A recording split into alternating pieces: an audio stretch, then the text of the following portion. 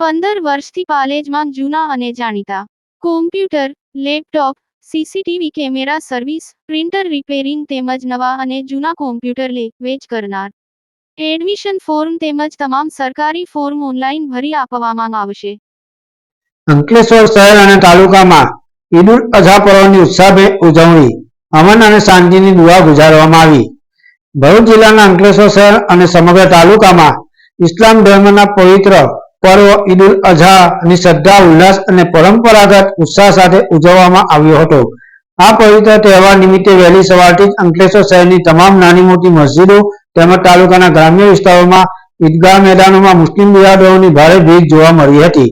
અંકલેશ્વરની ઐતિહાસિક મસ્જિદો અને ઈદગાહ ખાતે મોટી સંખ્યામાં મુસ્લિમ સમાજના લોકોએ એકત્ર થઈને ઈદની વિશેષ નમાઝ અદા કરી હતી અને સાથે સાથે અલ્લાહની બંદગી ગુજારી હતી.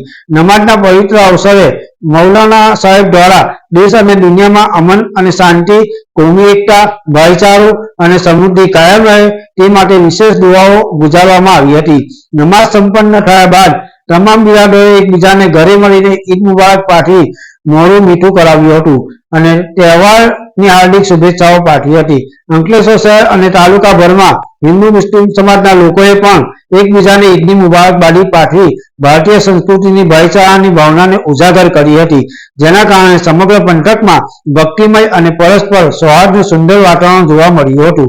પાલેજ ટાઈમ્સ, ભરૂચ. अज़हा की बहुत बहुत मुबारकबाद आलम इस्लाम को।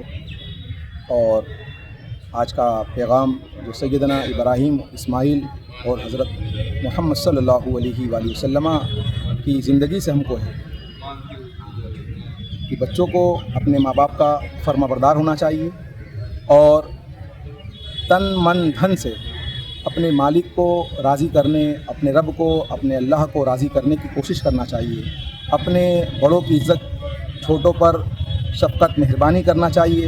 गरीबों का, मुसाफिरों का, किसी भी धर्म का इंसान हो उसकी ज़रूरत को पूरी करना चाहिए और हर वक्त अपने मालिक की रज़ा चाहना चाहिए, अपने पैदा करने वाले की रज़ा, उसकी तरफ अपनी लो लगाना चाहिए। यही असल इबादत है, यही असल बंदगी है।